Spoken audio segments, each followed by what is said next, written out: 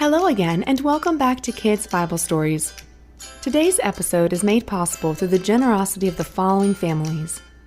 A great big thank you to 6-year-old twins, Sam and Josie, who love to listen when they wake up in the morning. Thanks to Peyton, who is 6, and Braden, who is 3. They enjoy listening on their car rides. Thank you to Adeline, Riley, Sophia, and Kyler. They also enjoy listening while they're out driving. Thanks to 6-year-old Emma Grace, who on her own asked to support KBS. Thank you, Emma Grace, and her younger sisters who listen, Addie, who is 3, and Maggie Rose, who is 2. Also, thanks to their mom, Julie. Your kind words were encouraging. A great big thank you to Jotham, who is 6 years old, Catriel, who is 4, and Othniel, who is 2 years old. They are from New York, and they really enjoy listening to this podcast. Thanks, you guys. Thank you, Bethany, who is 3 years old. She enjoys listening to the stories as she falls asleep. To Paloma, who is 5 years old, and her brother, Teddy, who is 3. Thank you for helping to support this podcast. And a big thank you to Isaac from Dallas. Isaac, thank you so much for listening. I hope today's story encourages you and reminds you that God is with you even on those really messy days. I cannot say thank you enough to each and every one of you. You are making this possible. If you have enjoyed this podcast, would you please consider helping to support it? Simply go to kbspodcast.com or click the link in the episode notes. Today's story is called Moses. This is part 1 in our series on Exodus. This comes from Exodus chapter 1 and chapter 2, verses 1 through 10, and Acts chapter 17, verse 26. I respect each family's ages and stages of life, so I have adapted some of this. Please go back and read the scriptures yourself, adding what you feel is appropriate for your family. Today begins our series in Exodus. There is so much to learn here that I broke it down into a few episodes. This is a story full of ups and downs, twists and turns. If you think your movies are action-packed, wait until you hear what happens in Exodus.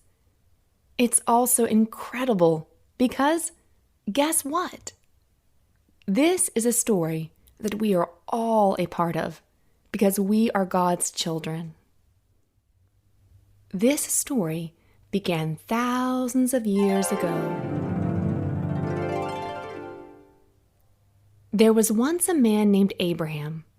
God promised Abraham that he would have many children. Those children would grow up and have children, and on it would go. His family would grow and grow and grow. His family would be filled with grandmas and grandpas, cousins, aunts, moms, dads, sisters, and brothers. There would be so many that there would be more than the stars in the sky. Too many to count, in fact. Well, Abraham's family would grow into a nation, and God said that one day they'd be in a promised land. Everyone, does God keep his promises? Yes, he absolutely does. So do you think he kept his promise to Abraham? Yes, he did. But guess how long the people would wait to see this promised land? More than 400 years. That's a long time. Whew! This makes waiting 3 days to get to Grandma's house seem easy peasy. So in our story, Abraham's huge family has grown, and they are now called the Israelites. The Israelites will be a huge character in our story, so remember them. Well, the Israelites are waiting and waiting for this promised land, and while they wait, they're living in Egypt. It's not very good for them in Egypt. They are kind of like the outsiders. The Pharaoh, This is like a king. The Pharaoh is scared the Israelites will continue to grow, and there would be so many of them that they would have all of the power and take over. So, Pharaoh comes up with an evil plan. He forces them to work as slaves.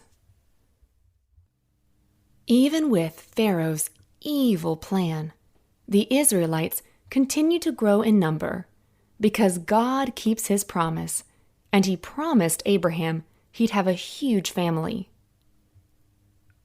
Well, Pharaoh becomes more concerned, anxiously rubbing his hands together, pacing the floor, back and forth, back and forth. He must now solve this problem. What is he to do? He likes being Pharaoh. He does not want to give up his power. And then he comes up with another horrible plan. You must take away all the baby boys. This will stop them from growing. This is heartbreaking. But one mom and dad had a baby boy, and of course, they loved him so much. They did not want anything to happen to him.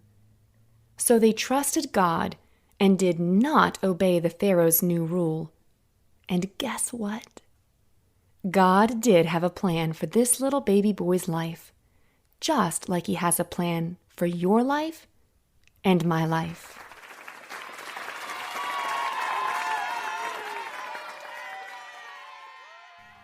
The mommy, she hid the baby for 3 months. But after 3 months, she was not able to hide the baby any longer. So she got a basket made of reeds and covered it with tar so that it would float. She put the baby in the basket. Then she put the basket among the tall grass at the edge of the Nile River. The baby's sister stood a short distance away. She watched and watched, trying to make sure her baby brother was okay. Then one day, Pharaoh's daughter came to the river. She was going to take a bath. Her helper girls were walking beside the river when she saw the basket in the tall grass. So she sent one of the girls to get it. "Look! What's that down there? Would you please go get it for me? I wonder what it could be." Pharaoh's daughter opened the basket and saw the baby boy. He was crying, and she felt sorry for him. She said, "Oh, this is one of the Hebrew babies." Everyone listening, this means he is one of the Israelites, the group of people that her father, the Pharaoh, wanted to overpower and rule. Well, then the baby's sister, remember, she was keeping watch over her baby brother. She asked Pharaoh's daughter, "Would you like me to find a woman to maybe care for the baby for you?" The Pharaoh's daughter said, "Yes, please." And off ran the big sister, I'm sure smiling, happy that her baby brother was going to be okay. She went and got the baby's own mother. "Mom! Mom, come quickly!" Bent over, trying to catch her breath, she probably said something like, "Hey, Mom! Oh, Pharaoh's daughter? Well, she found the baby brother, and I think he's going to be okay, but you must come quickly and come on, help care for him. She won't know you're his real mommy.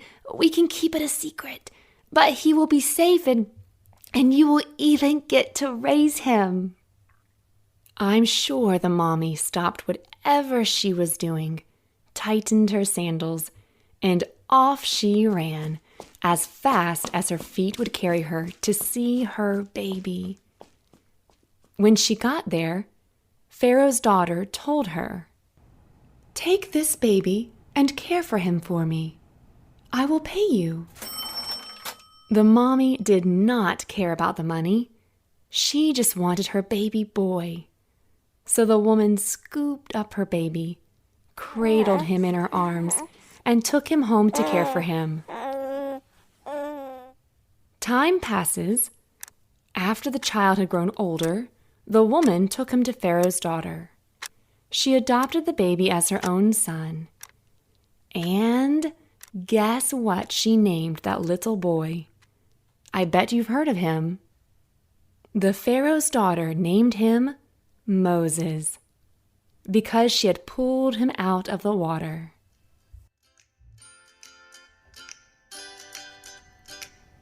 Well, that is it for our story today.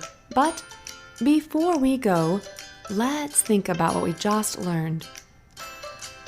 The baby that was lying in the basket, what was his name? Everyone say it out loud. Moses. Moses, very good. Now I want you to remember him because he will play a big part in our stories. Did God have a plan for Moses? He sure did. But I bet Moses' mom and dad were so sad and scared when they put him in the basket and placed it in the river. It probably did not seem like a plan at all to them. How would this work? How could it be? But God had a plan, even when no one else could see it. Here is my next question for you. What woman found Moses? Pharaoh's daughter. Very good, Pharaoh's daughter. She rescued baby Moses. I'm sure she knew all along of her father's evil rule, yet she decided to help Moses. God had a plan for Moses all along. He had a plan for all of his people, even when others could not see it. Do you think God has a plan for you? Yes, he sure does.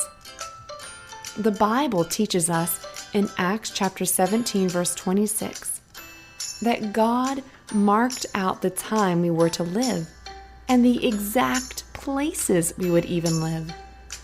This means he knew the neighborhood you would live in, the age you would be when you lived there, even the year you would be born.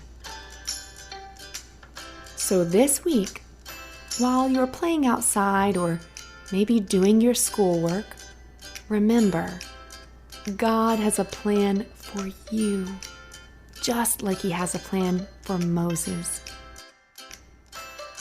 Thank you again for listening. Make sure to tune in to our next episode to see what happens to Moses, to see God's plan unfold. And, as always, bye for now.